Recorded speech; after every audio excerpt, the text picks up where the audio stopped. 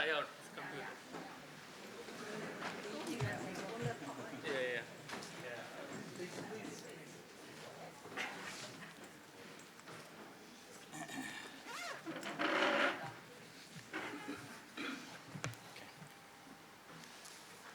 Please sit down. Please. So just take a minute to set the computer up. Yeah, what have we got? Gonna work? Good. First thing.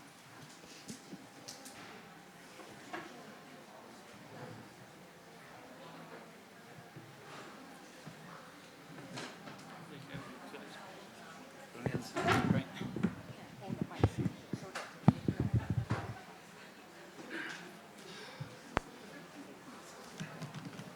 Ajahn? Sorry? Oh, that's okay. Is that all right? So I will introduce you to the audience. Please. Right? And then at the end of the talk, I'm Yeah. going to do a transfer. Sure. We can do that. So I do an introduction now. Okay. Oh, no, give us a minute. Okay. We just have to set the thing up. So, okay. Let's go. It's working. Yeah. It's working. Yeah. You need Wi-Fi? Ah, probably Wi-Fi would be good too. Oh, I might not even need Wi-Fi, but yeah, if you have.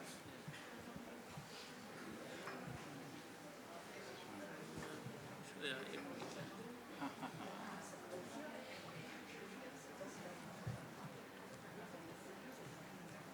Thanks. Yeah. Thanks. Great. Oh, that's excellent. So far. Let's see about this.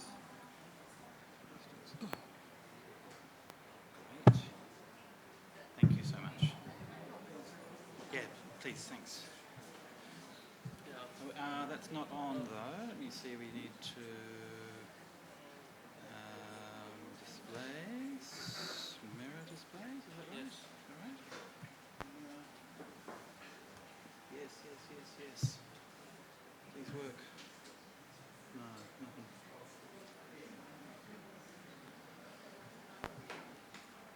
Single display. No.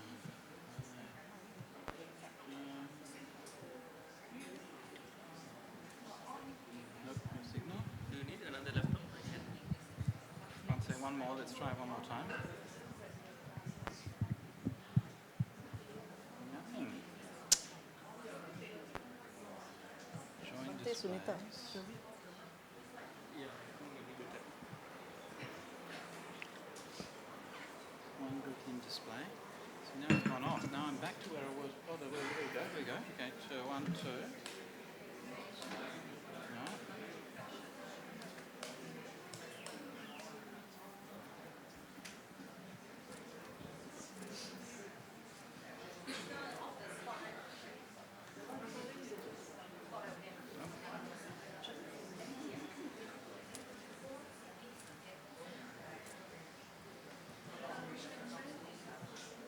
No, I only got that. I don't get the. Yeah, not getting the screen we need. Should be mirror, right? I want to see the same thing here that we have up there.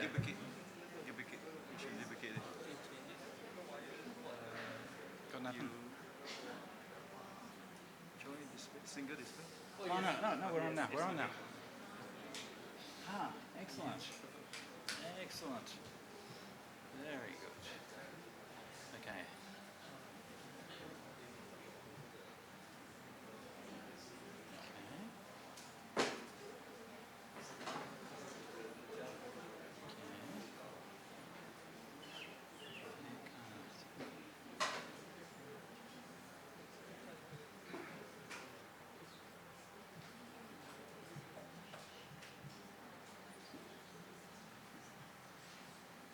So how's the size of the back? Can you read that okay? Is that okay? Bigger? Can those behind read the words? Bigger? I think they're okay. It's okay? Make it bigger. Bigger? Sue, is it okay, the words? Bigger? Bigger. Is that big enough? Bigger.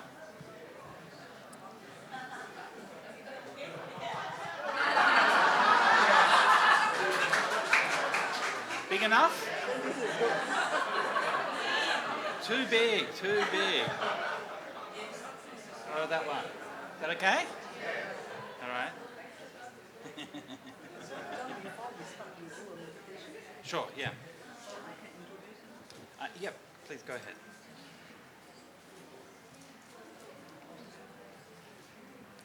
Good evening, Ajahn. Good evening, Bhantes. And good evening, brother and sister. Thank you for coming for the talk. Before we start the talk, I would like to introduce Ajahn Sujato to everyone, in case some of them might not know him. Ajahn Sujato is an Australian Buddhist teacher and monk in the Theravada tradition. His main influences are the Thai forest tradition, the study of the early Buddhist suttas, and the practice of loving kindness as transmitted by his teacher Ajahn Mahachacha. In 2003, Ajahn established Senti Forest Monastery in New South Wales and served as abbot from 2003 to 2012. Ajahn is a brilliant and influential Pali Canon expert, and in 2005, Ajahn co-founded Sutta Central, an online digital library of early Buddhist texts that includes translation from the Pali, Chinese, and Tibetan languages. Since 2012, Ajahn has focused on translation of the Pali Sutta into English. These translations are freely available at Sutta Central. In Ajahn studies of the early suttas, he was struck by the parallel texts preserved in the Sanskrit, Chinese, and Tibetan texts, which he had presented as evidence that much of the original teachings of the Buddha was accurately preserved in this sutta. He is also an advocate for the revival of bhikkhuni ordination in the Theravada tradition. This is a rare chance for us to spend time with a sutta expert and the brainchild of Sutta Central. So tonight, we are going to invite Ajahn to give a special talk by the name of How to Read Sutta, a Dialectical Approach. So before Ajahn start the talk, we will have maybe 10 minutes meditation. And at the end of the talk, there will be transfer of merits. Thank you. Ajahn, please. Very good. Okay. Do you want to leave meditation? No? Sure? Not to put you on the spot. All right. Okay, hi everyone. Can you hear me okay? Do we have sound? No? Thank you for your honesty. Do we have another stand? This stand is not really I can't get it any closer to my mouth than this. Okay, do you want to hold the mic? I have to hold the mic, that's all right. Yeah, hold the mic. All right. Okay, how are we going now? We've got better sound? Okay, good. This is, sorry, this is like not quite long enough. I'm going to be continually pulling on this. Is there any way we can get it along the table? Or move, if not, then we have to move, if we could move the desk 1 metre this way, we could solve the problem. Oh, we've got more cable. Okay, great, thank you. Excellent, thank you. All right, so thanks so much for that kind introduction, and thank you to the Mangala Vihara for hosting this event this evening, and thank you to the Buddhist Fellowship for hosting me for my stay, inviting me to Singapore and hosting me for my stay here. I'm sorry, can we turn the volume down a little bit? It's starting to ring a little bit.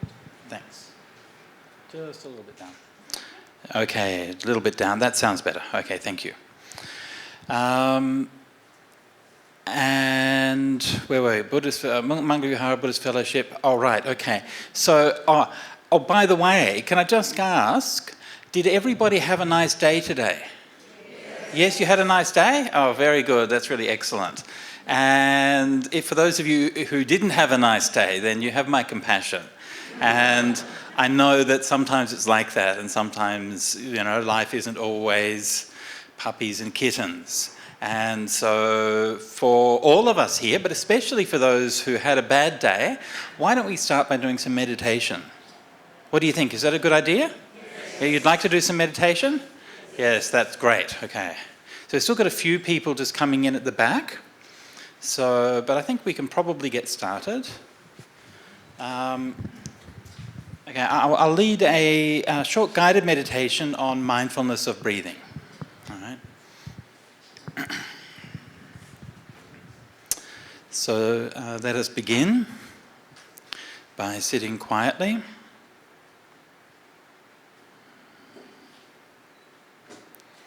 And not being in a rush to grab hold of the meditation, but just taking a minute to let your body settle into place.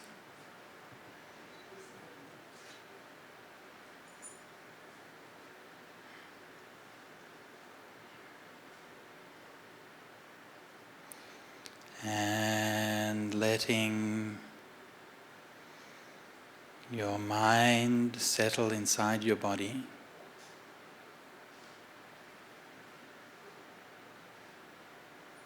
And just feeling the tensions and energies settle down, fade away.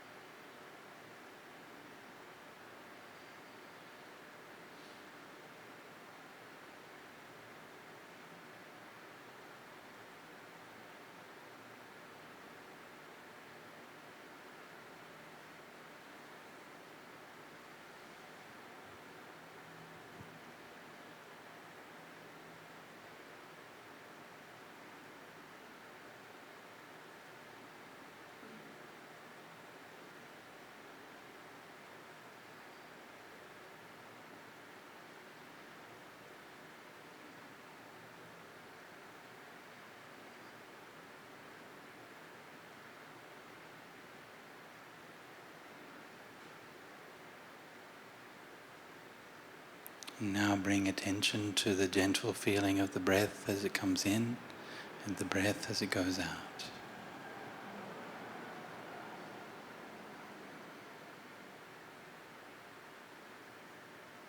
Mindfully breathing in, mindfully breathing out, mindfully breathing in, mindfully breathing out. Mindfully breathing in, mindfully breathing out.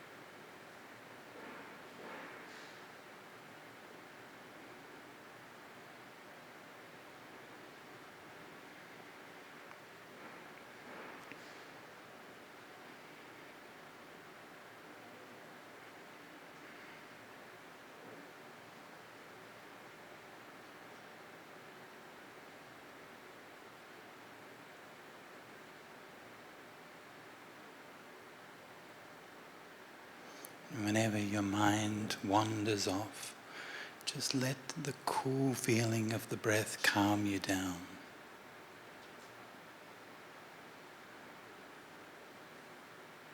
Mindfully breathing in, mindfully breathing out. Mindfully breathing in, mindfully breathing out.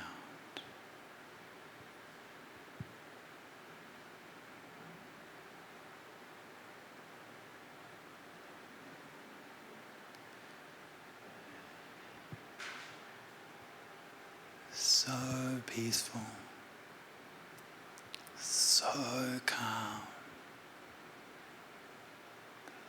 Let that beautiful feeling of the breath just take all of your troubles away, bringing to you such a feeling of happiness and peace.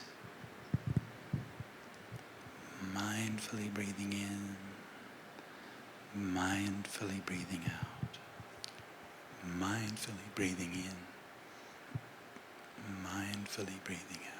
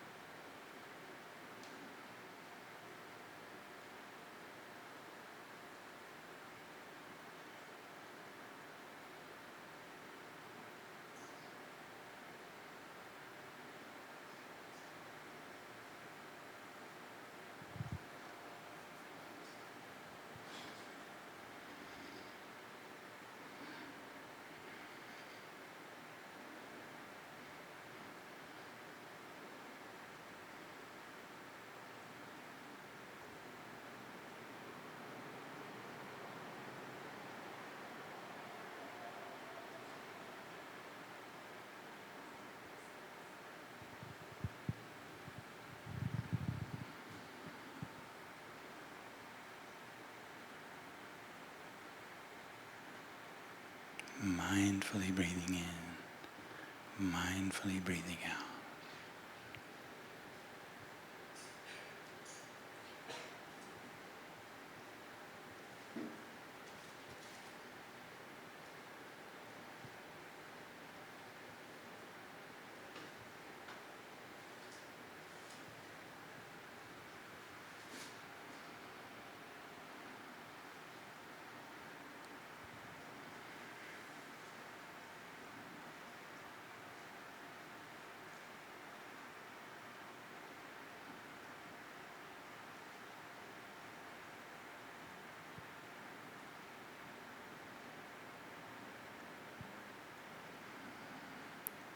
So now we're coming near to the end of the meditation.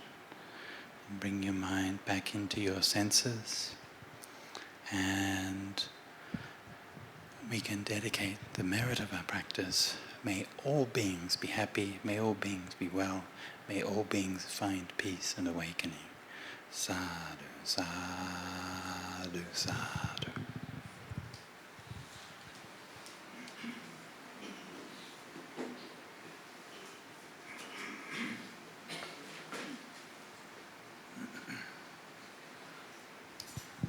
Okay, very good.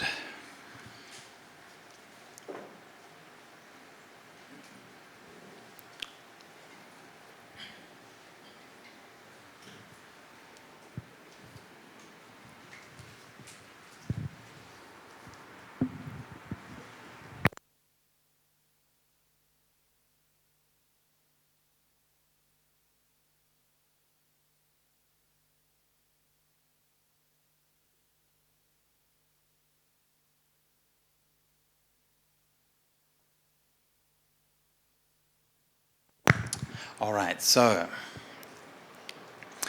now I've been asked to say a few words for this evening, and I thought I might say something about, well, for a start, something about Buddhism. Do you think that's a good idea? Yes, that's a good idea. Okay, excellent. You all know what you all know who the Buddha is, right? Yes, good. Because I don't know you, so I got to know where you're coming from. So, what about suttas? Do you know what suttas are? Pretty much, most people. So suttas are the teachings of the Buddha, and the set of teachings of the Buddha which were recorded from the early days. And mostly when we study these, we study the suttas in Pali, and that's certainly my speciality. And for today, we're going to be looking at a few suttas, and we're going to be, rather than talking in too much detail about a particular sutta or particular doctrine, what we're going to be looking at is the question of how are we to read. Now, presumably, you know how to read, right? Is that right? We don't have to begin with our ABCs. Okay, excellent. That's good. But reading suttas is a bit different, right? And we're not necessarily going to read a sutta in the same way that we read a newspaper, right? In a newspaper, you glance at it, you get the few bits of information that you need or whatever, and then you go on with your day, right? But with suttas, it's something which is much deeper. So when we're reading suttas, we want to take our time. We read slowly, carefully, read contemplatively. In fact, one of the things that weighs on my mind a lot is that we've done a lot of work with Sutta Central, and we've put our translations there and so on. But I really don't think that screens generally and the internet is a very good place for reading. And I don't know about you, but I tend to find for myself the internet is really good if you just want to check something out or look something up. But like literally the whole world is just a click away. And so to maintain that focus and clarity in reading, I think is really important. So I think this is one thing, first of all, if we're thinking how to read suttas, first thing to think of is, like, what is the medium that we're using, right? My recommendation, best medium for suttas is books, like paper books. I don't know for any of the young people here if we have to explain what those are, but in your grandparents' day, we didn't have the internet, and we used to print words on bits of paper and glue them together. And even in here, we still have some examples, right? So books are really nice. I'm only kidding, okay? It's a joke. Don't take me seriously. Don't take anything I say too seriously. So books are really nice because books give you like a palpable feeling, and there's like a slowness to them and a time, and they give you the time to sort of sink into something and to let the turning of the pages have some meaning. In fact, on Sutta Central recently, we've started a project for publication of books. You can see here our Sutta Central Editions project. If we click onto there, then we can find various books which we can actually buy as printed books. We can order them online as printed books. So that's one way you can get printed books from Sutta Central if you want to. Of course, there are many other places to get books as well. Okay, another way of reading that's better than like a internet or something. If you have an e-reader, then you can have an e-reader, then they can be a lot better because there's fewer distractions and so on, so that can be good. A lot of people like audiobooks these days, right? People like to listen to books. Listening to books, I think, can be good, and listening to suttas is good. You can get audio versions of Sutta Central books. We have our own audio app for that, SC Voice. You can also get them on Audible, readings of our suttas, professionally read. So there's various ways that you can get the audio files as well. So there's a few different options on how we can read suttas. But generally speaking, the suttas are going to have an impact if we let them. And if we take our time, if we read them in a way that is without distraction, a way where we can focus. Generally speaking, like what I did when I was first ordained and when I was a young monk, usually if I had the chance and I was on retreat or if I had the time, I would read suttas for maybe an hour a day, something like that. And then the rest of my day would be meditating or doing chores and things we had to do in the monastery. So I wasn't like reading and studying suttas all day. You know, maybe like one Majjhima Nikaya sutta per day or something like that. And just taking the time to read one sutta and then just go off and do some meditation and do some contemplation and let that really, really, really sink in. Okay? So, and honestly, you know, that was a kind of a practice that I just kind of developed intuitively. But, you know, looking back on it, I think what a great way that was to learn things, because I can tell you that I can still remember things from all that long ago. And I can still remember things about suttas or phrases and things. And they went in so deeply because I was doing a lot of meditation and a little bit of reading. And to my mind, that's really the best way to read suttas. Now, another fantastic option to help with suttas is reading them with others and reading them with a group. I don't know if do you have like a sutta reading groups here at Mangala Vihara? I don't know whether you do or not. Maybe you do, but anyway, there are places around, either online groups or local groups. You can get together, just read a sutta, talk about it, and then that's really nice because the meaning of suttas doesn't just happen through like passively learning it, but also engaging with it and discussing it. Dhamma sakkacha is so important. Okay, so these are just some tips on, sort of general tips on how to approach reading the suttas. Now, there are some wrong ways of reading suttas. Okay, number one, wrong way of reading suttas is so that you can win arguments online.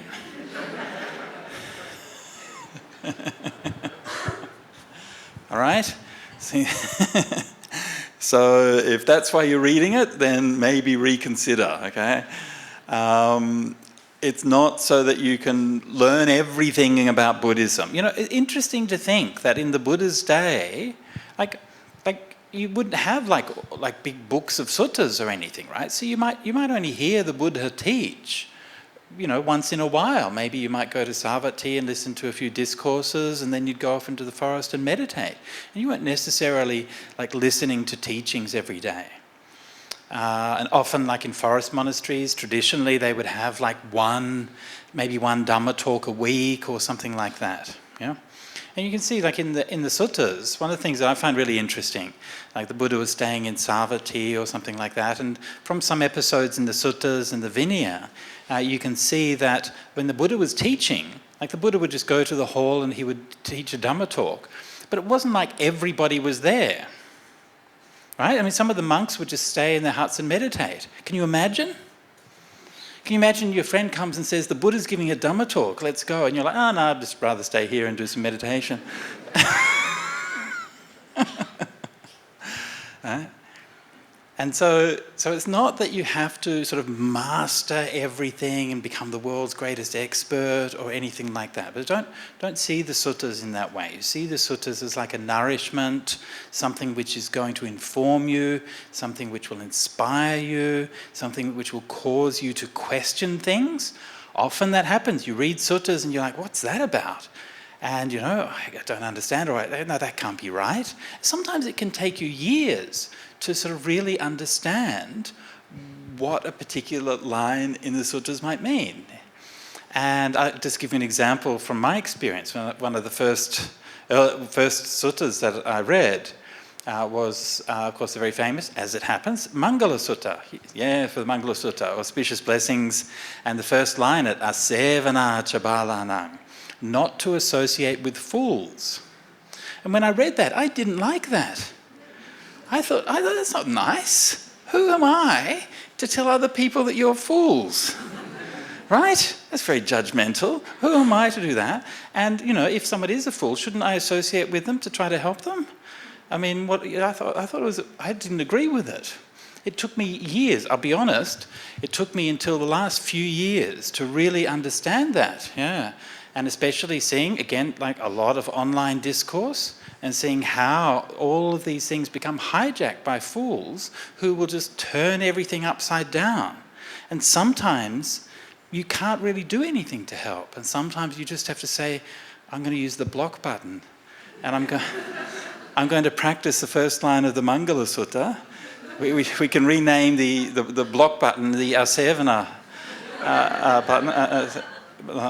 button, and just say, no, I'm not going to associate with you. Yeah?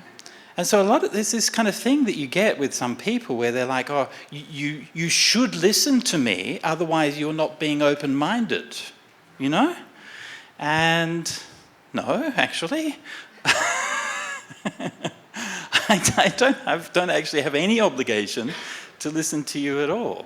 And if what you're saying is dumb or cruel or whatever, just block them and be on your way. This is asevanacha balanang. So it took me a long time to figure this one out. All right, now, so these are some of the things that I've learned about reading the suttas. Now, in recent years, so as was mentioned before, I did translated the suttas. So I translated all of the 4 Nikayas and also the 6 early books of the Khuddaka Nikaya, the Dhammapada, Sutta Nipata, Udaniti, Vuttikattara and Therigatha. And I spent about 3 or 4 years translating those and then revising and correcting and so on. And that's still ongoing. It's still an ongoing process. And during that time, I could feel a sense of listening to the Buddha's voice as like an anchor of sanity in a world that seems to be going mad sometimes. And you can see how needed the idea of right speech is in the world. So much cruelty, so much casual, abuse or casual just nastiness, and so many lies. Yeah, there's a dispersal of lies across the internet and in discourse, and all of these kinds of things. I mean, it's a tidal wave. And when I would hear what the Buddha said, I could hear like everything that's the opposite to all of those things, and I could hear the Buddha always being calm, and always being reasonable, always being compassionate. And you started to learn about like approaches that the Buddha would use in talking with different people. Just one example, which you see all the time in the suttas, when the Buddha was talking to somebody who had a different view than him, he would always, or almost always, begin by finding something in common with that person. Number one, find something in common with them. For a simple example would be the sutta, I can't remember the exact sutta, where the Brahmin said, if you want to be perfected, you have to have ethics, you have to have wisdom, you have to study the Vedas, and you have to be born in the right caste, or something like that. And the Buddha said, but what about that question of caste? Like, can you be a good person if you're not in the right caste? And he says, yeah, okay, you can still be a good person. And he says, what about studying the Vedas? Can you still be a good person without that? He says, no. Yeah, you can still be a good person without studying the Vedas. And then he says, well, what about ethics and wisdom? Can you be a good person without ethics and wisdom? And he says, no, you have to have both of those, and you can't be a good person without those. And so the Buddha said, yes, that's the same as what I teach as well. Yeah. So rather than approaching it from trying to refute someone or correct someone, he approached it by focusing on what are the important things that people have in common. And so this is what I call the dialectical approach. So I'm sorry to throw out a kind of a fancy word like that. So dialectical just means like a conversational might be a better way of talking about it. So this is thinking about the Buddha's teachings as part of a conversation. Now, the suttas are very remarkable in this way. Think about it. The Buddha was constantly meeting all kinds of people from all walks of life and having conversations with them. And this is what we're recording in the suttas. Interesting that many of the people that the Buddha had conversations with were not Buddhists. Right? The Buddha didn't live in a Buddhist country. The Buddha lived in a country that people had many different views. Some were Brahmanical, some were Jain, some were skeptics, some were atheists. People had all different kinds of views. This to me is really interesting. It's a very distinctive feature of the early Buddhist texts, namely the suttas. That they feature all of these conversations with people who are not Buddhist. And if we look at later Buddhist literature, almost always, latest Buddhist literature is Buddhists talking to other Buddhists, like we have here today, right? Most of the people here, I'm sure not everyone here is a Buddhist, but most of the people here probably Buddhist. For those of you who are not Buddhists who are here, welcome. Congratulations, really nice to have you. Maybe Christians are here, maybe some Muslims are here, maybe some Hindus are here, maybe some atheists or free thinkers are here. Excellent. Sadhu, sadhu, sadhu. I'm really happy to have you here, and I think it's really important that you feel like you're welcomed and that you're part of the community, because you have been part of the community since these very earliest days. And the Buddha always would engage with people in a manner that was respectful and that was kind, that was clear. But at the same time, the Buddha did not just go, he didn't just wave away any differences that there might be, right? If there were real differences, he would say, well, these are genuine differences. So in that respect, the Buddha described himself as a vibhajavadan, someone who taught a teaching of analysis. That means that he wouldn't make like blanket statements about everything, but he would look carefully at the details. Sometimes he would agree with them, sometimes he would not, and he would explain the reasons why. So this aspect of the suttas as being conversational or dialectical, to me, is one of the main things that makes the suttas come to life. Now, look, if you want to summarize Buddhist doctrine, it's not that hard. Four Noble Truths, Eightfold Noble Path, Dependent Origination. You can summarize the main teachings and say, this is what the Buddha taught. Okay. But in the suttas, you find that these teachings come to life. Like, why did the Buddha teach this person this thing in this way? Why was he responding like this? And you see so many different approaches and different ideas. And to me, this is what's really valuable about this dialectical approach. Those of you who are at the BF, or any of you who may have been at the BF on when was it? A couple of days ago, Friday night was it? About Friday night. I gave a talk on the Madhupindika Sutta, Majjhima 18, and there I gave an example of this kind of approach. And so for this evening, I thought I would give a few small examples of this kind of approach and then show how they illuminate the suttas. So I've got a few examples of suttas chosen. And mostly we're just going to be looking at a few different kind of snippets, nothing too drastic, okay? Nothing too complicated for today. The first one, where are we now? I think has disappeared. No. Here we go. Okay, so this is the first sutta that we're going to look at today. And this is Sutta Nipata number 1.2, The Wealthy Rancher. Oh, I might just do this just so you get to know. So here's the Sutta Central homepage. Okay, you want to go to the suttas? Here's the suttas. Okay, long discourses, middle discourses, and so on. And this tells you how many translations in your language. If you want to use a different language, you can change that here. Afrikaans. Anyone speaks Afrikaans here? Hungarian? Polish? Saarlandic? No? So, what about Chinese? Yes, of course we've got some Chinese speakers and so on. Anyway, so we've got a bunch of different languages. So one of the things that we do in sort of Central is that we collect the translations in different languages And we also support volunteers to make new translations.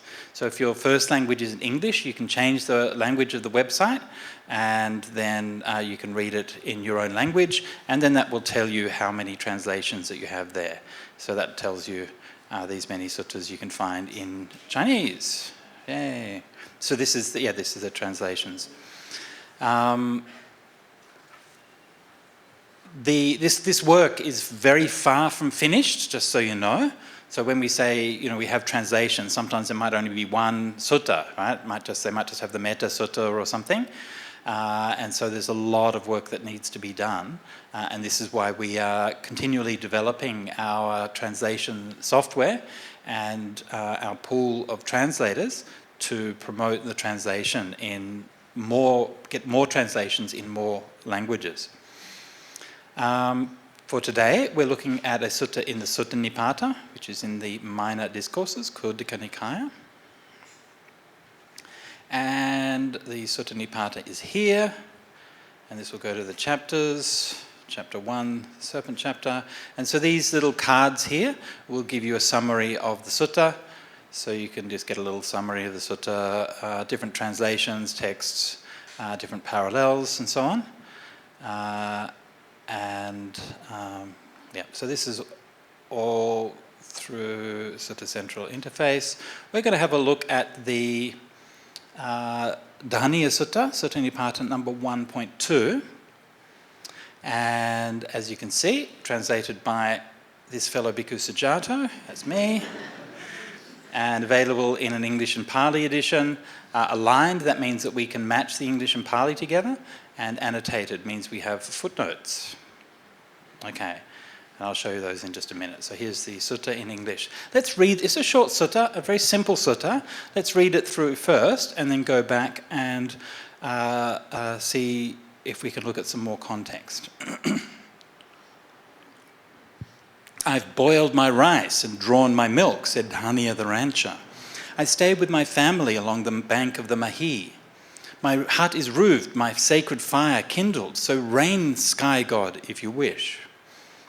I boil not with anger and have drawn out hard-heartedness, said the Buddha. I stay for one night along the bank of the Mahi. My hut is wide open, my fire is quenched, so reign, sky god, if you wish. No gadflies or mosquitoes are found, said Dhaniya. Cows graze in the lush meadow grass. They get by even when the rain comes, so reign, sky god, if you wish. I bound a raft and made it well, said the Buddha, and with it I crossed over, went to the far shore and dispelled the flood. Now I have no need for a raft, so reign, sky god, if you wish. My wife is obedient, not wanton, said Dhaniya. Long have we lived together happily. I hear nothing bad about her, so reign, sky god, if you wish. My mind is obedient and freed, said the Buddha, long nurtured and well tamed. Nothing bad is found in me, so reign, sky god, if you wish. I am self-employed, said Dhaniya, and my healthy children likewise. I hear nothing bad about them, so reign, sky god, if you wish. I am no one's lackey, said the Buddha. With what I have earned, I wander in the world. I have no need for wages, so reign, sky god, if you wish. I have heifers and sucklings, said Dhaniya, cows in calf and breeding cows. I've also got a bull, leader of the herd here. So reign, sky god, if you wish. I have no heifers or sucklings, said the Buddha, no cows in calf or breeding cows. I haven't got a bull, leader of the herd here. So reign, sky god, if you wish. The stakes are driven in unshakable, said Dhaniya. The grass halters are new and well woven. Not even the sucklings can break them, so reign, sky god, if you wish. Like a bull, I broke the bonds, said the Buddha. Like an elephant, I snapped the vine. I will never lie in a womb again, so reign, sky god, if you wish. Right then, a thundercloud rained down, soaking the uplands and valleys. Hearing the sky god rain down, Dhaniya said this, it is no small gain for us that we have seen the Buddha. We come to you for refuge, clear-eyed one. O great sage, please be our teacher. My wife and I, obedient, shall lead the spiritual life under the Holy One. Gone beyond birth and death, we shall make an end of suffering. When Dani had said this, your children bring you delight, said Mara the wicked. Your cattle also bring you delight. For attachments are a man's delight. Without attachments, there's no delight. Your children bring you sorrow, said the Buddha. Your cattle also bring you sorrow. For attachments are a man's sorrow. Without attachments, there are no sorrows. So this is the Dhaniya Sutta. And so I think you will agree, like a lovely dialogue. So you can see that idea of the dialogue that we have here. And it's a very lively dialogue, right? It's a spirited exchange between the two of them. Both the Buddha and Dhaniya very happy with their lives and contented. And yet, something happens. And midway through, the thunderstorm comes, and then Dhaniya changes very suddenly, right? The thundercloud comes, and then right away Dhaniya says, now I'm going to go for refuge to the Buddha. Now when you're reading this sutta, or when I was reading this sutta, it's always seemed like it's very quick. Like Dhaniya is like so sure of himself. Okay, he has all of this stuff, everything's good, and yet a bit of thunder, and suddenly he's like, okay, no, I'm going to become a Buddhist now. All right, I mean, I get it, but it seems a bit abrupt, right? Anyway, so let's have a bit of a look at a bit more of the background and see if we can understand the sutta at a deeper level. So this is one of the reasons why I chose this sutta, is because it's a discourse that has a very straightforward meaning, right? It's not a deep philosophical sutta. The Buddha is saying letting go leads to happiness. He wants attachments to lead to happiness. And pretty much anyone can read it and get the message of the sutta right away. Yeah? So for that reason, it's always been a popular discourse. But there are certain nuances as well that help to enrich it if we take the time to have a look. So what I'm going to do, if you come on sort of central, we have these buttons here, all right?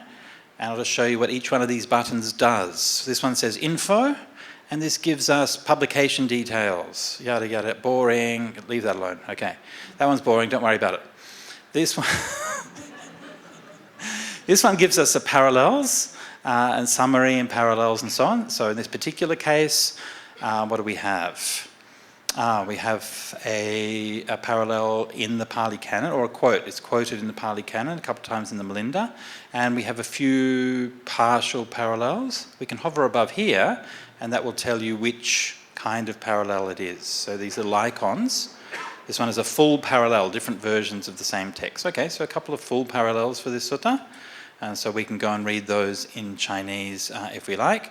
And as well a few quotes and a few partial parallels. All right, so that's under the parallels there. We also have the voice, which will then take us to the voice app so we can listen to the sutta. All right, so that's the wonderful app that was built by our friend Carl Lu and Sabamita. To tell you the story of that, Carl contacted me about maybe 4 or 5 years ago now, and he's a programmer in California and long-term Buddhist, and he's going blind, and he has a long-term degenerative disease of the eyes. And he told me, he said, it's only going to be like a year before I'm going to be fully blind and I won't be able to see anything. And he said, I can't work anymore, but I want to give my time for something worthwhile. What can I do? And I said, well, why don't you build an app so that blind people can listen to the suttas? He said, great. So that's what he's done. Now, I don't know what the causal relationship is, but now it's about 4 or 5 years later, he can still see, and he's still working on this app. So I don't know. So I don't know if the Buddha's granted him a reprieve or what's happened there, but he's done a fantastic job, and to be able to make that facility. So that obviously for people who have sight difficulties, or else if you just want to listen to the suttas, then you can use the voice app. All right, So this little widget called Tools gives you various kinds of things. I'm going to have to make that a bit smaller, actually. So you can show notes, which is what we want. Let's show them as side notes. Why not? We can see the Pali and the translation. 1 second. So if you want to read the Pali text line by line, then you can see we now have the Pali text. You can look up the Pali words.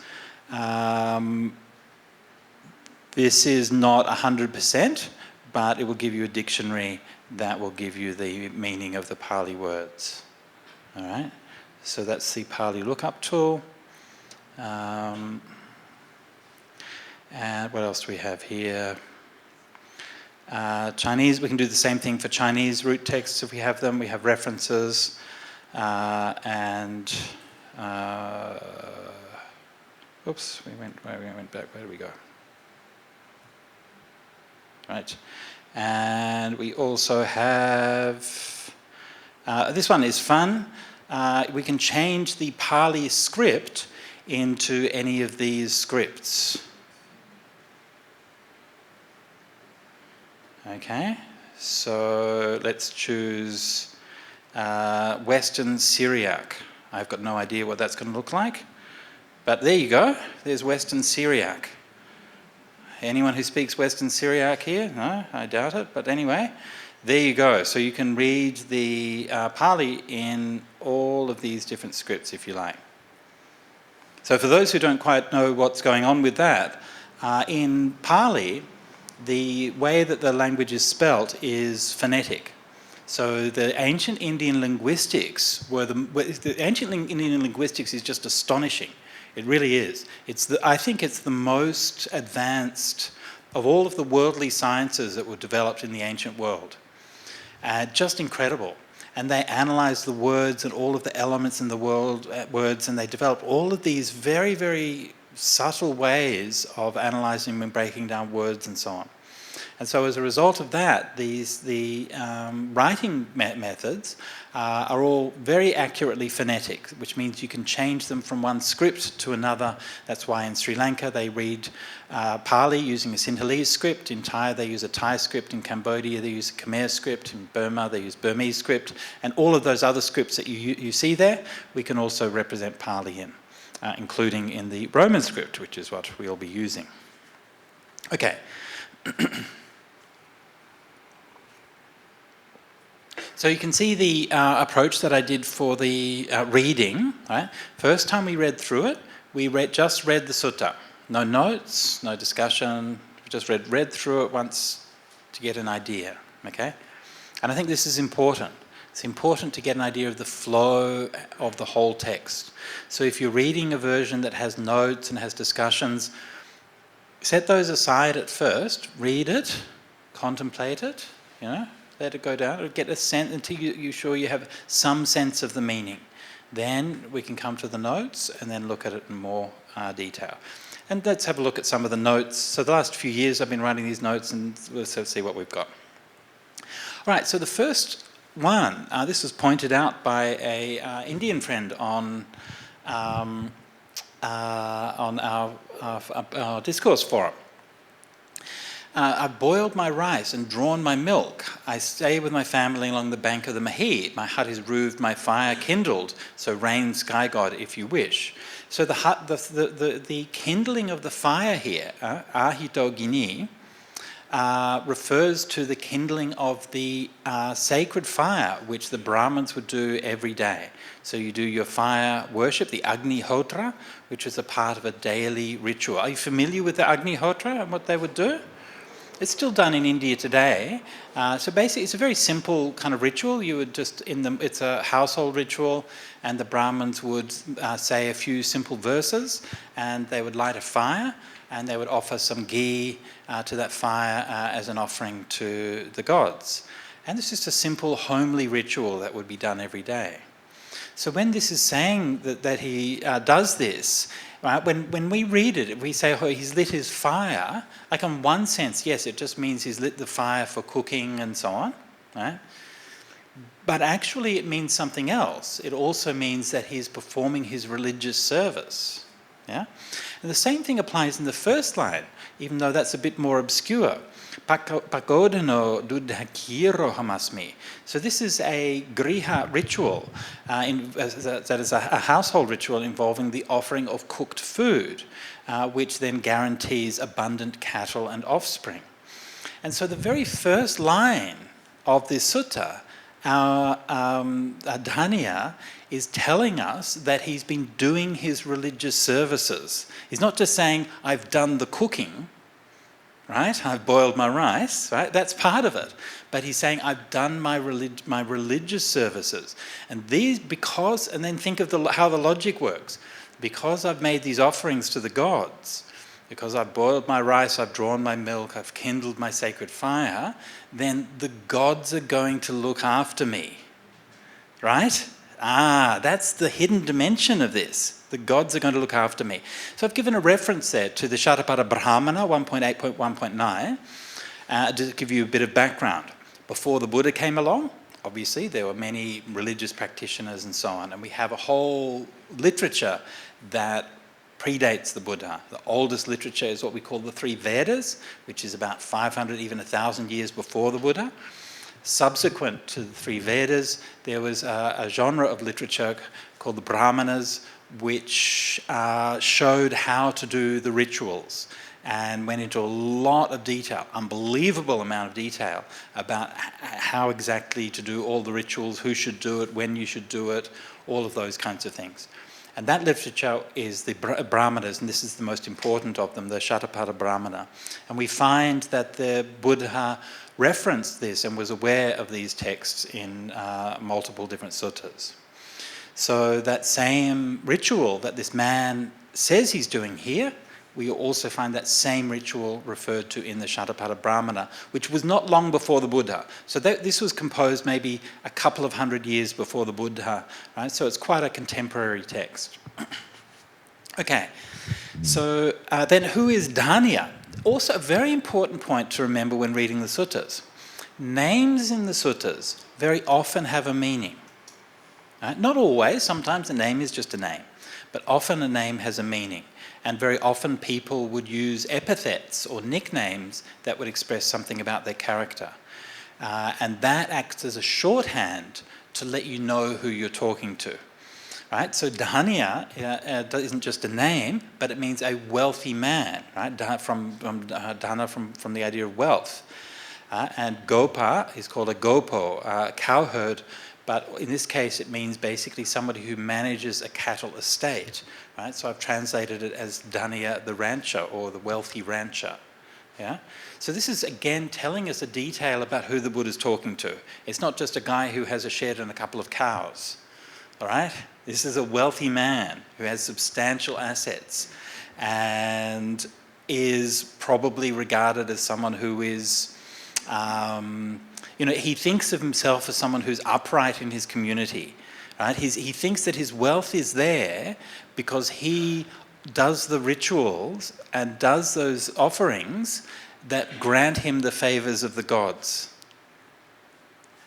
It's an interesting one to think about, right? Because I think wealthy people sort of still feel like that sometimes. I mean, they don't necessarily think about it in exactly the same way, but most rich people tend to think that they deserve to be rich. Right? Yeah? Oh, I worked hard for my money. Yeah? Well, okay, sure, probably you did, but I tell you what though, I see a lot of people working really hard and getting no money at all. And so this idea that this kind of wealthy man is kind of assuming that, it's the blessings of the gods. That's why he's got his wealth anyway. So now he's staying in with his family on the bank of the Mahi. Okay, so Mahi is the name of a river. Probably to most of us, doesn't really mean anything. But we've actually been able to probably identify the Mahi with a river in the north of India. I didn't put it in the notes there, I probably should. And I can't remember the modern name of the river now, it's escaped me. Anyway, of course there are many rivers that come down from the Himalayas and which cross the Ganges plain. And all of those rivers are flood prone, right? That area, you have to be really careful in the rainy season, and when the snows are melting, then you can get flash floods and it can be very dangerous. Talks about this a lot in the suttas. But the Mahi is the worst of all of them. Right? This particular river is capricious and very dangerous. It changes its flow, and they call it, what do they call it? The bane of Bihar. This is what they call it, bane of Bihar, something like that, or the terror of Bihar. There was a flood there that killed tens of thousands of people about in the 2010 or 2012 or something like that. Still an incredibly dangerous place. So this gives us meaningful context, right? When this guy is saying, I'm here feeling safe on the banks of the Mahi, right? It means something. Because everybody would know, actually, that's a really dangerous place. So when the Buddha's talking to him about the impermanence and the dangers of all of these things, he's not messing around. Yeah? It's easily possible that these things could be taken from him very quickly. So finally, in the final line of the verse, so reign, sky god, if you wish. So rain. So he's saying, rain, sky god, if you wish. Pavasa deva. And he really means it. So this is this offering that he was making is an invocation to Pajuna, or in Sanskrit, Parjanya, who is the god of the rains, and whose role is to bless the world, the land, with life-giving waters. So you can see what's happening here. This is not just a verse about him being satisfied with his life. This is a religious invocation that he is making. He's telling the God, I have done my service to you. I've completed the rituals. I've drawn my rice. I've done this. I've made my offerings. I've worshipped the sacred fire. So now, God, bless me with fertility and abundance. Yeah? So that gives a whole new dimension to this whole sutta. Right? So this doesn't mean that simple worldly dimension is not there. Obviously it is, right? He's still rejoicing in his security and in all of his material possessions and everything. But there's a religious dimension to it as well, which is not obvious unless you look into the background of it. So I'm not going to go into all of the details of the sutta, and all of the details of the notes, but I will just point out that that question that I mentioned before about how when the thundercloud rained down and then Dhanya seemingly very rapidly not just decided to, normally if the thundercloud comes down, you might like close your windows and bring the cows in and just make sure everything's okay. But he decides, no, I need a new religion. Right? Why? Because he's been doing all the right things, making all the offerings to the gods, invoking the gods in the right way, and now they decide to threaten him. And when that thundercloud rains down over the uplands and valleys, he's not messing around. This is extremely dangerous. And it could easily be that there's a flood is going to come and sweep him away. The whole river course could move. It happens all the time. So this gives you an idea of why Dhanya changed so dramatically. It's not just a rhetorical move. It's not just that he felt threatened or something like that. It's that the religious basis of his life turned out to be hollow. That he could make all of these offerings and do all of these things, get everything right, and still the gods might just decide to take it all away. So this is the Dhanya Sutta, and this is an example of a dialectical reading of the Dhanya Sutta, reading it in terms of a conversation between the Buddha and that person that he's talking to, trying to understand who that person is and engaging with that person, but also looking at it in terms of a wider context and being able to see that there's a meaning to that place that they are at and to the actions that they're doing, and to the words and the phrases that they are bringing up or that they are invoking. And all of these things, to my mind, gives a richer meaning for that sutta. Okay, so this is the wealthy rancher, the Dhanya Sutta. Now I'm going to just have a short break here and see, does anyone have any questions before we move on?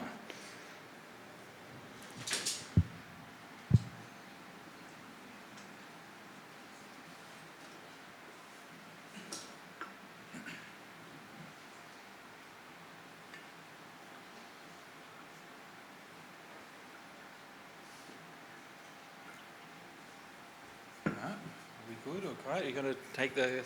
How do you normally do questions here? Do you do like with the voice? Do you do with the mics, right?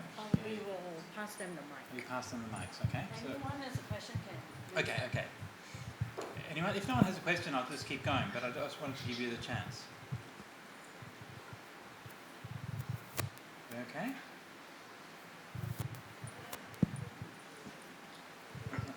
Oh, look, we have one down there. Okay. Thank you so much.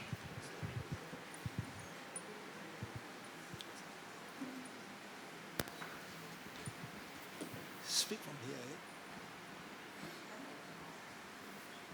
Bhante, Yes. Yeah. Good evening. good evening. Now that this Sutta Pitaka Yes. have 5 Nikayas, Yes. okay, and the last Nikaya have 15 books. That's correct. Yeah. So to read the Sutta Pitaka and understand what Buddha's teaching are is very difficult for most of the Buddhist followers. Is there a way where we can summarize or compact these 5 Nikaya into a book systematically, arrange what Buddha is teaching? I believe this will help Buddhist follower to understand Buddha's teaching better. Sure. Yeah. So, is there anything been done? Okay. In Sure, the yeah. Buddhist world? Look, it's a good question, and I agree with you. I mean, the suttas are organized Yeah. for memorization. They're not organized the same way that we would normally organize a book for reading. Thank you. And so, yes, as you said, it seems like a big challenge. There are already a number of different compilations and so on. Normally, I would recommend the Bhikkhu Bodhi's In the Buddha's Words. He did a really excellent job of bringing together suttas and arranging a compilation in that way. So that's a really terrific way. But I'm sure that there are many other possibilities that we can do. And look, I've been well aware of the need for things like that for many years. But at the same time, you know, I also have limits, so there's a limit to what I can do. So this is something I would suggest for you and for your community here at Mangala Vihara. Maybe you can have a think about it. Maybe you can start to put together a compilation of suttas. Actually, I was just at the Tisarana Vihara the other day, and they're doing something like that themselves. And they're putting together a compilation with different quotes and different passages from the suttas. And I think that there's a lot of space for this in a lot of different ways. Like so you know, you could do a compilation that has a particular theme, right? Or it might be targeted to a particular audience. And so I think there are a lot of really interesting ways that we can and we should be doing this. So yeah, just encourage you and your community to have a think about it and see if you can you know, get some ideas and so on. And if we can help from sort of Central, then we would love to. So thanks so much for that suggestion. Okay, so now I just want to come back to the start of this sutta and just like ask, you have one more question? Please. Sorry. Please do not be sorry, be happy. Sadhu Bhante. So I just want to ask, because I take one sutta per day from the Sutta Central to read, and then I started with the middle discourses. So I was told by Amantes that in Sri Lanka that read in the order. That means from the starting 1, 2, 3, 4, 5. But when I read in that order, the topics does not align. So it's different topics. And even example, there's one sutta, they have a shorter version, and the next chapter is the longer version of the discourse. is there a purpose, can we just, is there a purpose why there's a short sutta and followed by a longer sutta version? And then why must we read in order?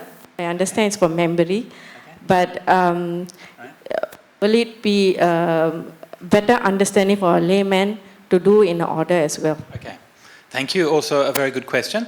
I don't think it's necessary to read in order, but one of the things that you'll find is that often of course the suttas will repeat different passages, and often if you have the same passage, they might put it in full in one place. The Digha Nikaya is a very good example of this.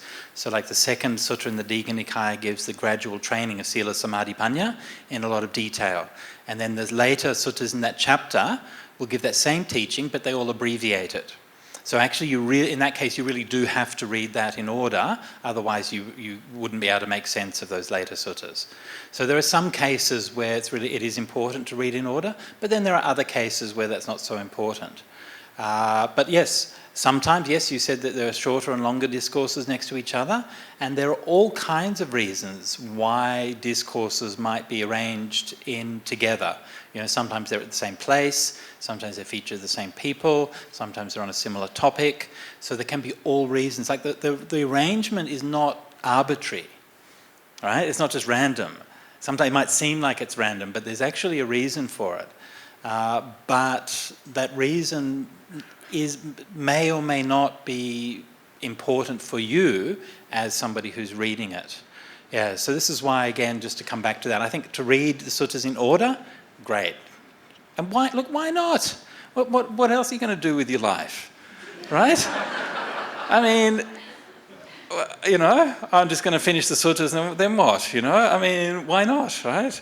And just think of it as something that you're going to learn and grow with, something that will nurture you and be your friend and be part of your life, Not something that you sort of have to finish the curriculum and get to the end of. And so it just becomes part of that spiritual nurturance that helps to look after you and remind you of what's important every day. And, often what you find, with suttas, the fact that suttas, often you find these unexpected things. And then that can be the most interesting because I didn't know that, And then you're like, yeah. And then and that's what actually sparks the interest and brings it alive. So thank you so much for those questions. So I'm going to just finish off talking about the Dhaniya Sutta, and then I'm going to look at a couple of other small contexts, but I won't look at full suttas. One question that I just want to raise, come back to that question of how do you know these things? So here I did this analysis and I said, well, this is to do with the sort of the Vedic Griha ritual and so on and so forth. Well, that's a kind of specialized knowledge, right? And I don't expect you guys to know that, and I'm going to be honest, every single scholar who I looked in the background of this, none of these people saw that. Bhikkhu Bodhi didn't see it, K.R. Norman didn't see it, Jaya Wikrama didn't see it. There's a lot of people who've done very detailed, very good studies of these things. I only found out about it because there's someone on our discourse forum who was a Tamil Brahmin, and he saw that and immediately recognised what it's talking about, right? So how are you supposed to find these things out? Well, obviously you look at Sutta Central, that's where you find these things out. What can I say? So as we're working through the suttas, then we're learning these things, and I'm updating these notes. I'm constantly doing research. A lot of the times, it's quite difficult to find out a lot of these things. Not easy. So if we have that background, then that can enrich you. But honestly, my feeling is that there is so much left undiscovered. I feel like the suttas are so rich and there's so many things there that we're always finding and learning new things. So yeah, that's why we have these notes on Sutta Central. Okay, let's have a look now at another one. Now, what I'm going to do now, I'm going to look at a few small passages, not a whole sutta, just small incidental passages that will illustrate a similar point to what I've just made. Okay. All right, so this is another sutta in the Sutta Nipata. This is the Pura Lasa Sutta. The Buddha is talking with a Brahmin, in this case a Brahmin Bharadvaja, Sundarika Bharadvaja, and the sutta is named after the Pura Lasa, which is a kind of cake that they would offer in the sacrifice. All right, so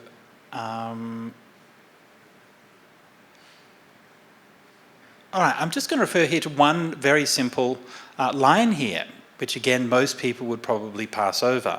This one was pointed out, or this reference was discovered by this great American scholar called Lauren Bausch. And Lauren has come onto the scene in recent years, and she's really done an astonishing work. She wanted to study the Sutta Nipata, and so to study the Sutta Nipata she went to Sri Lanka, she went to Kandy and studied with the Pali scholars there and at Peradeniya University and translated the whole Sutta Nipata into Pali. And then she went to India and studied with the Vedic scholars as well and learnt about all of those things from the scholars themselves. And then she wrote her PhD based on her research. And one of the things that she noticed was this particular line here. And this is the Buddha speaking. With a Brahmin, and he says, I shall question you on the Savitri mantra with its 3 lines and 24 syllables, right? The Saviting. So the Savitri mantra is otherwise known as the Gayatri mantra. And many of you may be familiar with it.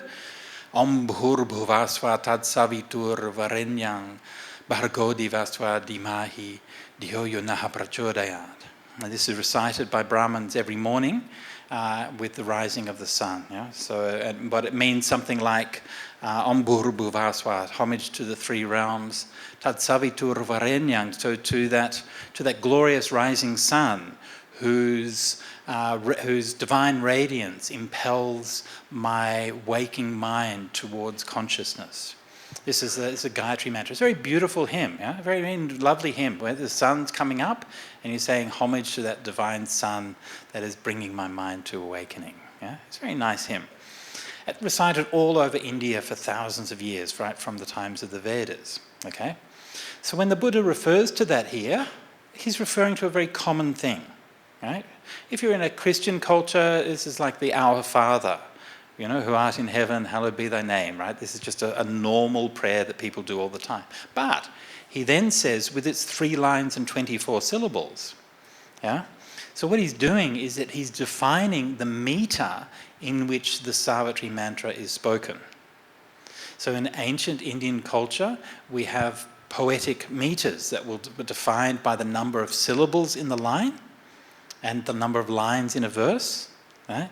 And the study of those things was it's a very complicated field of study. I don't understand meter very much. I know just the basics. My friend Venerable Ananda Jyoti is one of the few peoples around who's a real expert in this area.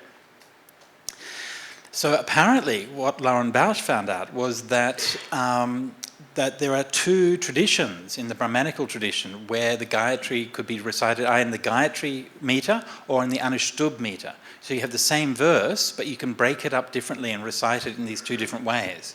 So the Buddha is not just saying that he knows the Savitri meter, he's saying he knows the Savitri in the Gayatri meter, which is the form found in the Shatapada Brahmana, and it actually is cited there, like the reference is given there.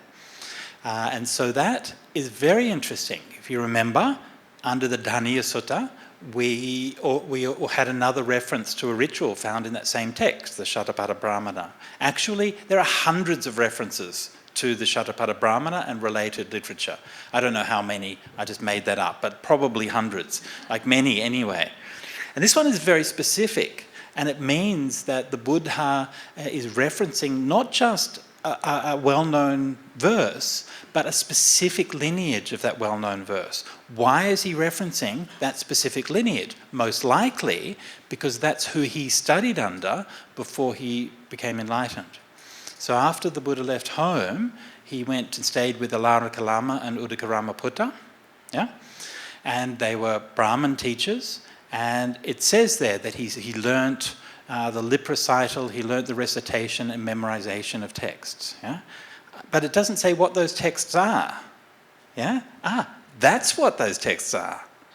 This is telling us this is one of the texts, and this is actually assigned to new students in the ordination ceremony in the Shatapatha Brahmana. Yeah? So this is, to me, is a really interesting little detail. It doesn't really, honestly, it doesn't really change the meaning of the sutta very much. But it does fill in some background as to the Buddha's previous practice, because we don't know much about Alara Kalama and Uddhagara Putta. We just know what it says in the suttas there. And so this is giving us some detail as to what the Buddha's education and background was. Now, one of the reasons that this is important, I think is important, I don't want to sort of go too much on a sidetrack here, but there's a lot of discussion in academic circles and scholarly circles about the historical status of the suttas. How old are they? What was the original language of the suttas? What are their editorial processes or changes and so on and so forth that might happen down through the time. And one of the things that I'm really noticing with the suttas is that they're very closely connected to this layer of Brahmanical literature, the Shatapatha Brahmana, Brihadaranyaka Upanishad and other literature. And we're finding a lot of these very specific and detailed references to those texts, which then again comes back to the point I was saying before, that the Buddha was talking in a non-Buddhist country. And he knew the beliefs and doctrines of the people around him. Just as if you're living in a country with many Christians, you might know some Bible verses or something like that. But it's more than that. Like, we might be able to say a Bible verse, we might be able to say, or a Bible saying, right? I'm just trying to think of one now, my mind's a blank. I'm sure I know some, yeah.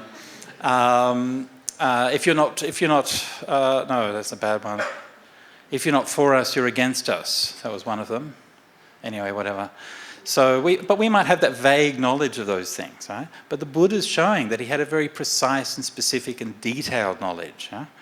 Okay, let's have another sutta that has a similar background. And let's see what that one says. No, we'll have a look at that one in a minute. No. Pasadika Sutta.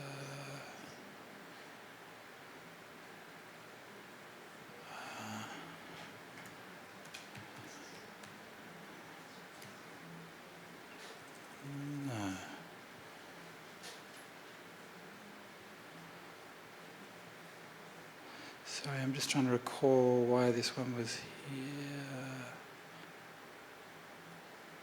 Lost my place, sorry, just give me a moment.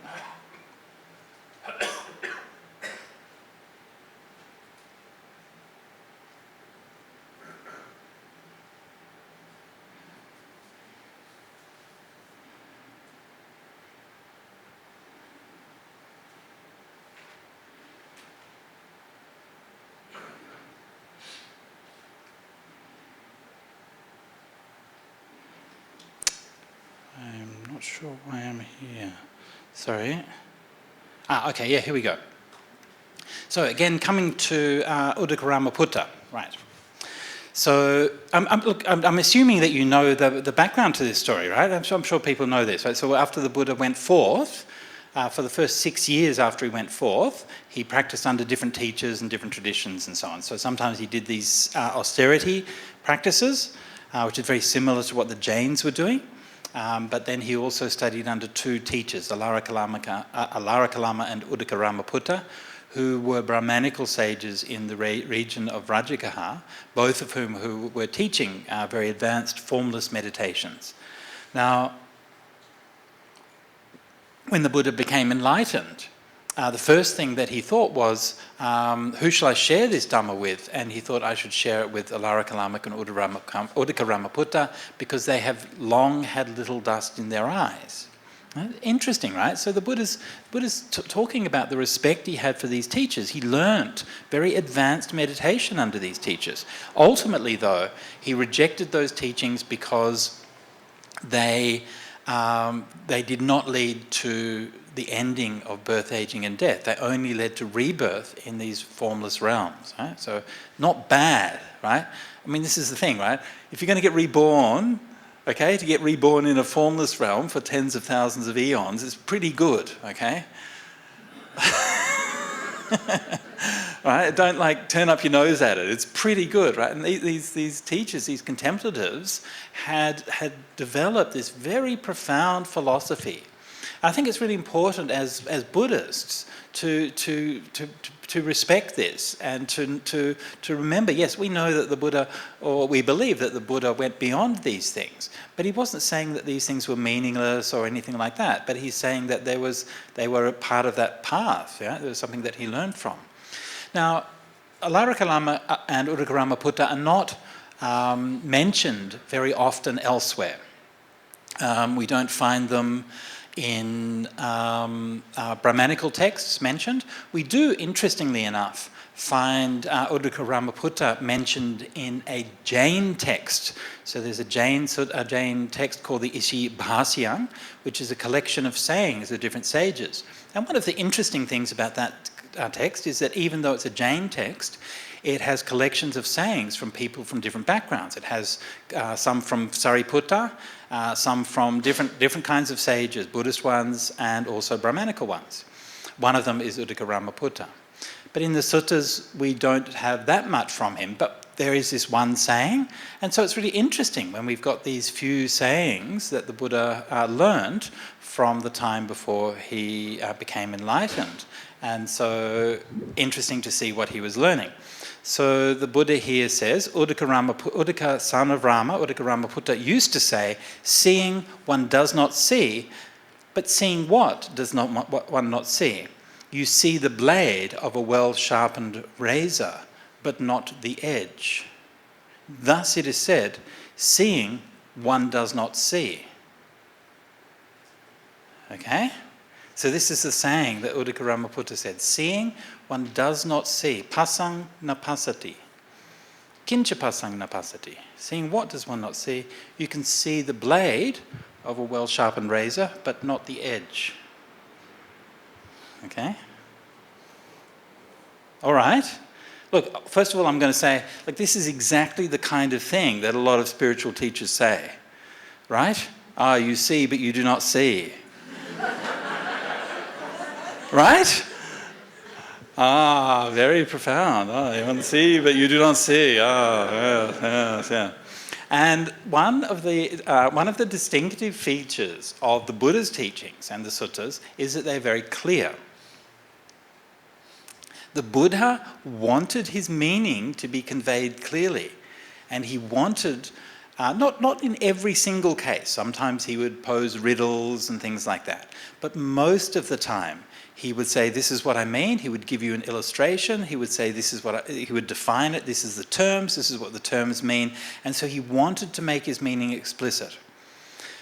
The Vedas and the Vedic literature are the exact opposite. They want to make the meaning obscure.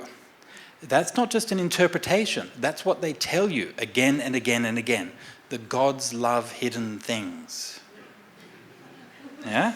The gods love hidden things. And in the moment, I'm in the middle of reading through the Vedas in the modern translation. And it's astonishing.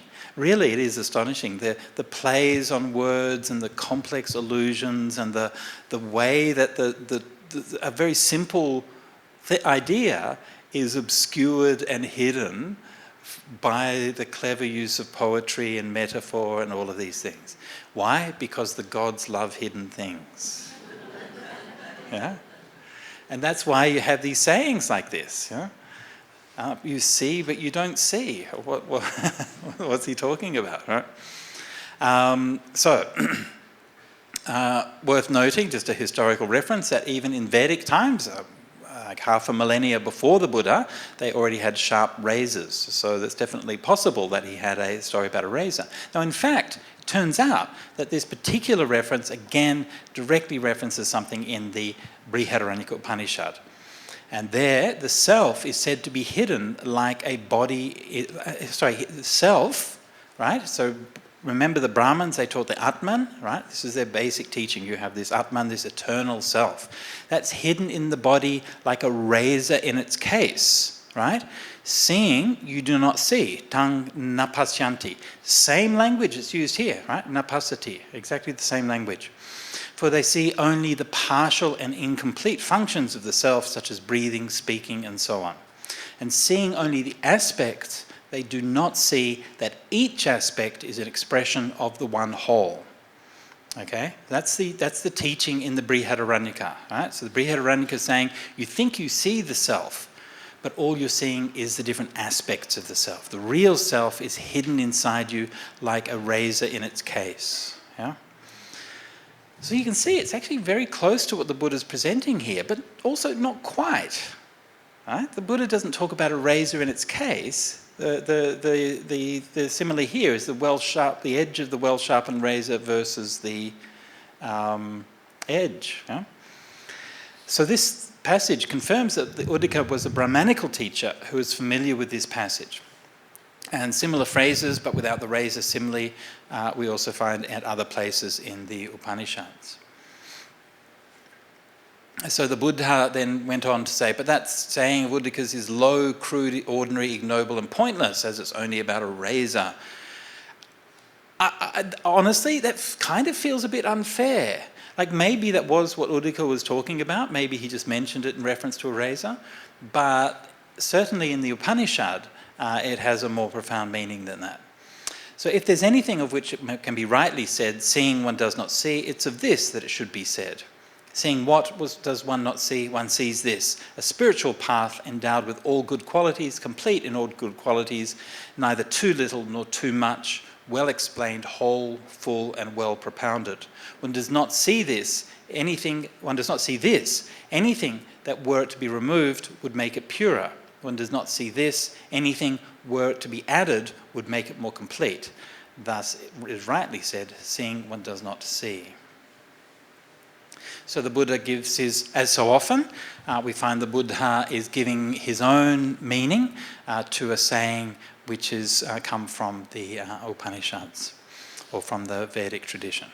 So this is another example where knowing something about the context is going to enrich the understanding of the sutta. Now in that case, it's not going to really change the meaning of the sutta or anything all that much, but it does give you a little bit more background to understanding things.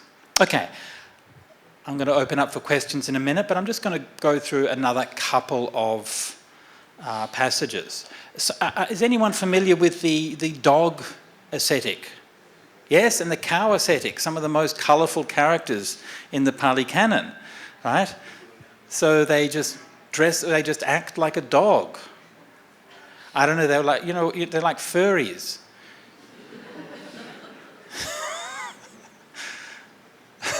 But they took it like really seriously. Like it was like a spiritual vow. They're going to like act like a dog and like eat from the dog's bowl and all of this stuff. It's wild. Like these guys are wild. What are they doing? So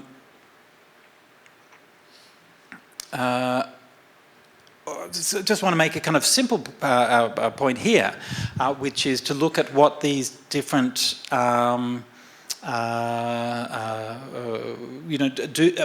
there actually people who did this kind of thing? It's like we read the sutta and you just assume that, oh, that's what people did, right?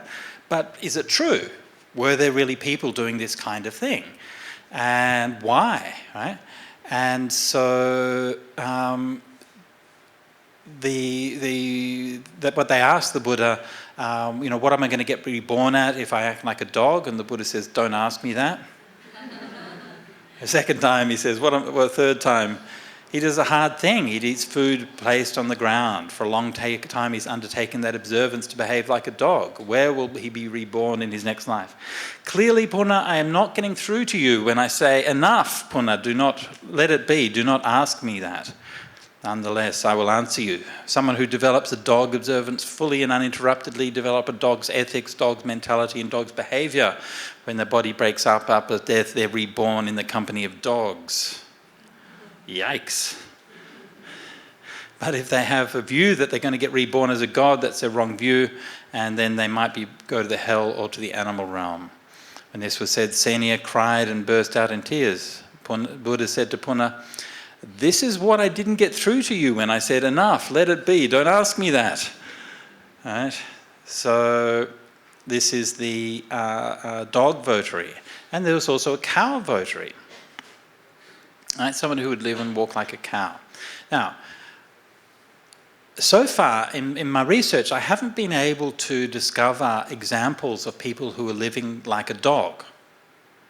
Okay? Which might mean maybe it was a very kind of minority practice, maybe it wasn't recorded or something. But there are definitely people who would live like cows. So a little note here, the cow votary, Govatika, is attested in Sanskrit, Mahabharata. Elsewhere, non-Buddhist texts mention snake votaries, fish votaries, those who live like beasts, Mrigacharya, and others, but not, so far as I'm aware, dog votaries. The cow and dog observances are also noted in some later Buddhist texts. Okay, so we know that there was such a thing as people who would follow these different kinds of vows, but what were they doing? Okay, so we don't have any early text, but from a later text, Agni Purana, the cow observances describe this. One should bathe in the urine of a cow, maintain himself with milk, and move with the cows eating after they have eaten. This is the Govrata, the cow vow, or the cow votary. Thus they would attain the world of cows and reach heaven. So this is not a penance for burning off sin, right? So it's not like a tapas where you're trying to deliberately self-mortify yourself, but it's a way of elevating yourself through the sacred nature of the cow. Okay? You see, it's a different observance, yeah? Because they regarded the cow as sacred and divine. So they thought if they lived like a cow, they would be elevated to the nature of the cow. Makes sense, kind of, right? Right? Within a certain kind of worldview. But then this is the point. Why do people do these extreme things? I mean, look, people still do extreme things. They'll still like walk on coals, right? Or they'll like go to a 10-day Vipassana retreat. Right? I don't know. I don't think it's probably quite as extreme, but it's a bit much, right? Sometimes can be. It's kind of getting there, right?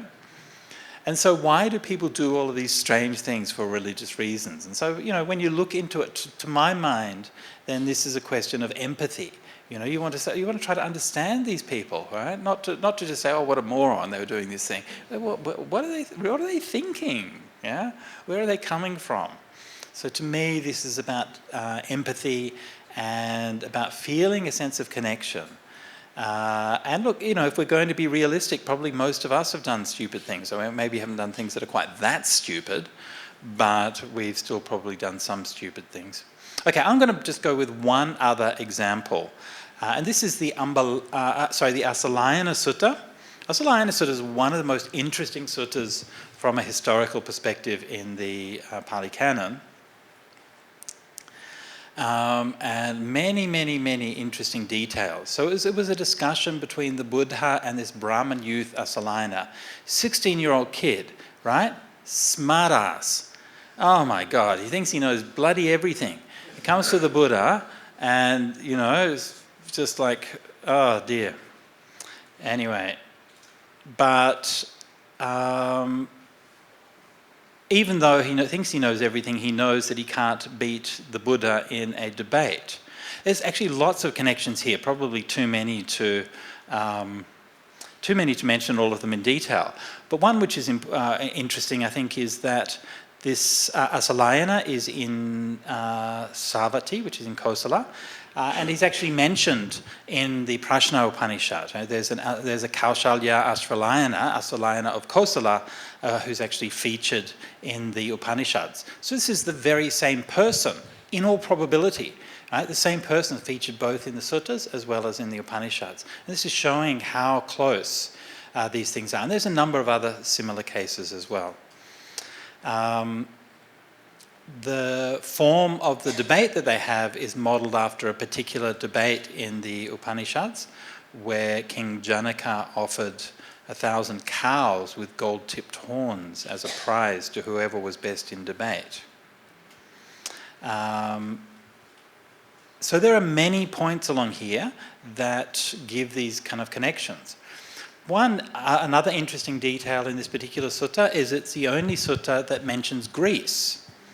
Yeah? So we know from history that about 100 years after the Buddha, Alexander invaded India, and from that time there were close trading relations between India and the Western world through Persia and through Greece. But earlier, there doesn't seem to have been much knowledge. But this mention in the Pali Canon is the only early reference to Greece, probably the earliest reference to Greece in any Indian text. So moving down, so I won't go into all of these things. Too many details here, but I'm just going to come to the end, because this is a little detail that I really like, even though it's completely meaningless. Okay?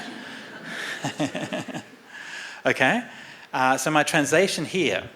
I won't go into all the background because I can see we're already running over time a little bit, but he says that given that these 7 Brahman seers, which we've referred to earlier, could not prevail when pursued, pressed and grilled by the seer Devala on their own genealogy, how could you prevail now, being grilled by me on your own genealogy, when you and your tradition do not so much as pick up the last spoonful?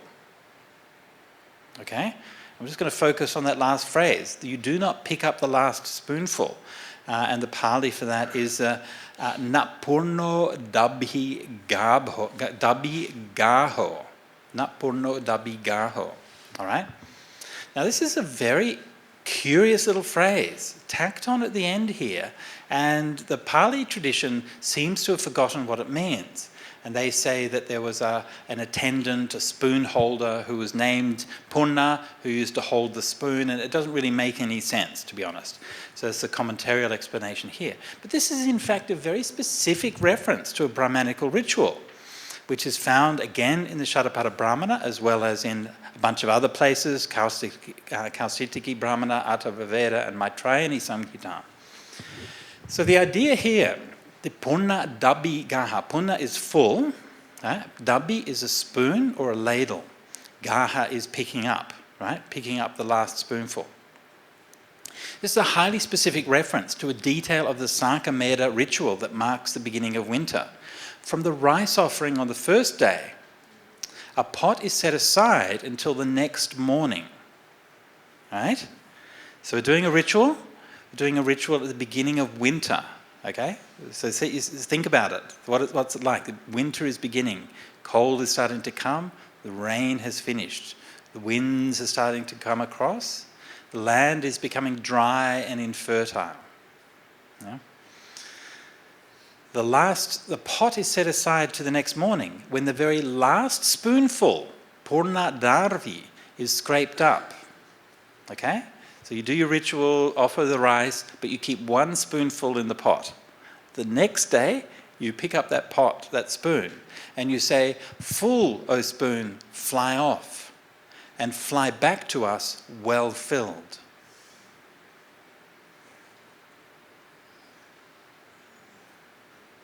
Full, O spoon, fly off, and fly back to us well filled, right? Seems like a strange ritual, huh? Doesn't it? Yeah. I don't know about you, but today we were very kindly taken out for dana, and we did the New Year's ritual with the salad and putting all the different bits in there and reading some bits and then tossing the salad and so on. I don't know. I feel like if somebody else was to look at that, they'd think, "What strange people these are." If you look at anyone's customs from outside, they seem very strange, right? But actually there's a reason for it. And that reason for doing that, tossing the salad, was abundance and wealth and prosperity and all of those things, which of course anyone can relate to. But this actually is pretty much the same thing. So the idea is that they're saying that the spoon fly away because now is the winter. Now nothing will grow on the fields, everything is going to be dead. But next year, when the rains come back, fly back to us well filled. Yeah? It's actually quite a sweet little invocation. So this ensures that present prosperity will be renewed after the barren cold season, just as life is renewed after death or as last season's grain is sown on the field. The implication is that present-day Brahmins don't even fulfill the rites of continuity in their own tradition, so how can they assert the continuity of caste over generations, which is what they've been arguing about before. So this is the Porno Dabi Gaho. It's the meaning of this one little phrase here. Yeah? So that the ritual was meant to ensure that the next year we're going to be fulfilled and there's going to be abundance and so on, but they can't even do that, right? The people the Buddha was talking to, they've lost so much of their tradition, they can't even do that, so how could they even answer these deeper questions? So this is a very, very specific reference, right? Very, very specific. One, I believe, not really lost in the Buddhist tradition for thousands of years. And until you see the meaning of it in the Shatapada Brahmana, then you can make sense of it. And you say, oh, okay, so the Buddha clearly knew these things very well. Yeah? And to him, they were talking. But again, this thing like, like the salad kind of thing, like if you're talking to someone else from Singapore, you might just reference that casually in conversation, and you all know what you're talking about. But somebody from outside would hear that and they go, well, that's what I was like when I came here and they said, we're going to be doing this salad thing and we're going to be... I'm like, what do you mean? What do you... So this is just another example. Again, this is not... Look, a lot of these things, I understand that this is a very small detail, right? This is not going to change your understanding of the Four Noble Truths or Nibbana or anything like that. But it is, to my mind, going to bring the suttas to life. It makes the characters more realistic, it makes the storytelling more vivid, and it reminds us that these are real people talking to each other about things that matter in their lives. So I might leave it there with the examples. I think that's probably enough for today. And I might just open it up if there are any further questions. I don't know if we have some time for some more questions.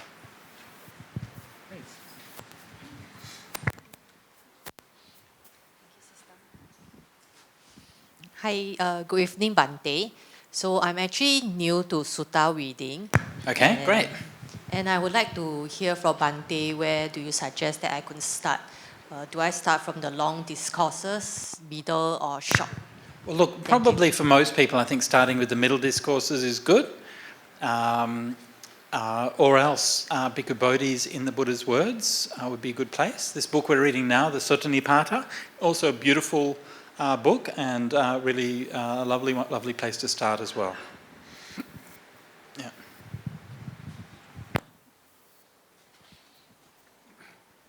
Okay, can we have one more question? The last question. I have the last spoonful.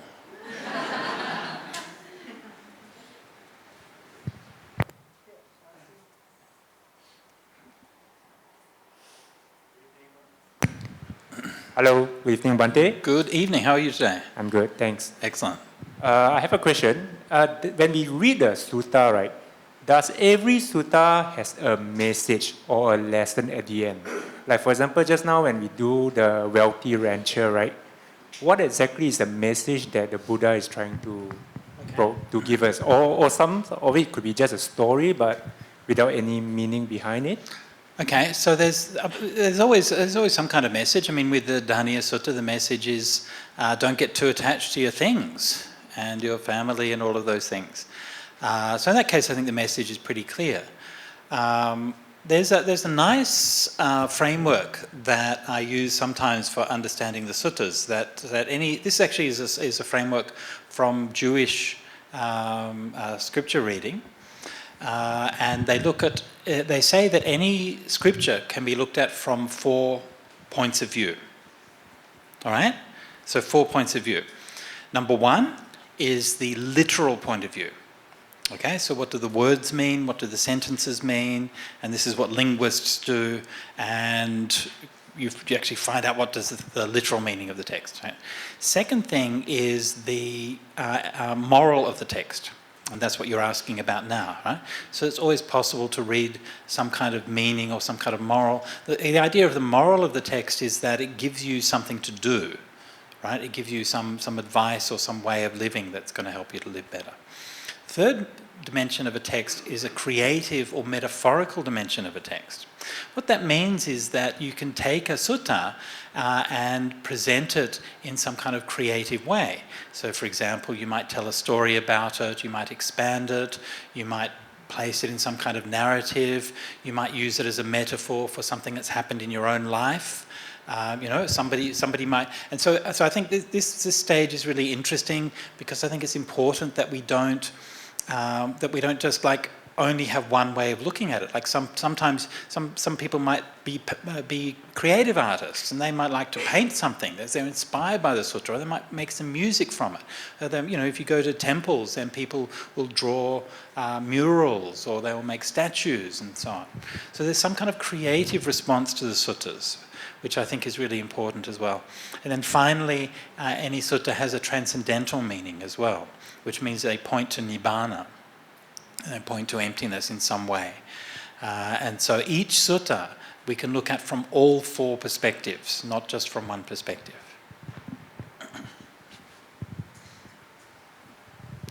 I think that was it. That was our one question, wasn't it? That's it? Yeah, that's it. Okay. Okay, before we end the session, just some announcement. First announcement is there will be another talk on the 18th of March by Bhante Chanda Vimala. The topic is, you will become what you think. And before we end, we'd like to present a token of appreciation from Mangala Vihara to Ajahn.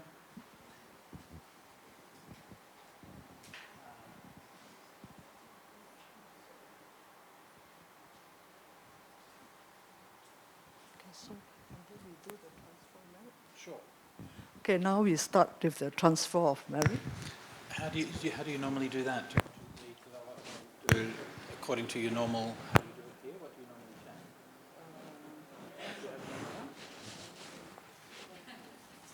normally say? Okay. Okay. Akasattha cha bhumata devanaga mahindika punyang tang anumoditva tirang rakantu loka sasanam akasattha cha bhumata devanaga mahindika punyang tang anumoditva tirang rakantu.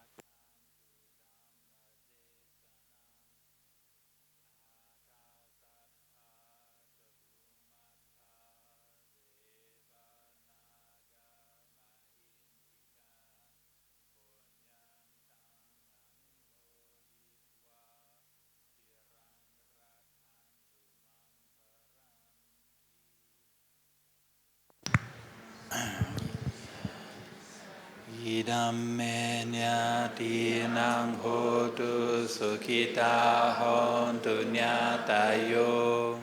Idam me nyatinang hotu sukhita hontu nyatayo. Idam me nyatinang hotu sukhita hontu nyatayo.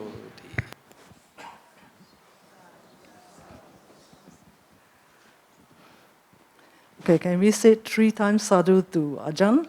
Sadhu, sadhu, sadhu. Before you all leave, we need some helps from whoever can stay to rearrange the table and chairs. Can we please all rise?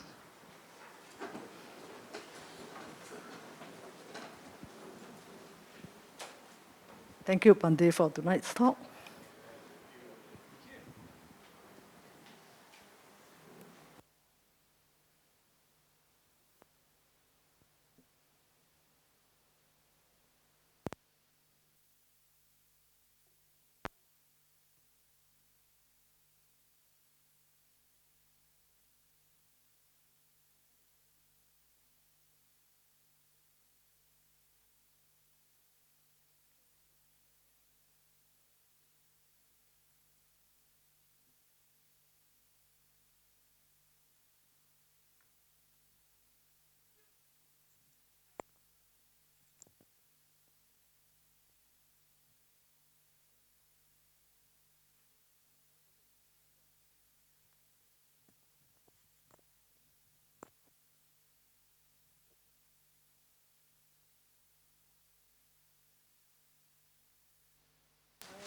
Vihara to listen to Ajahn Sujato. If any of you would like to support Sutta Central because it's ongoing projects of translations and all that, Sister Annie and Brother Mao will be behind with an envelope there, so you can help defray some of the Sutta Central's costs for translations. Sadhu, sadhu, sadhu.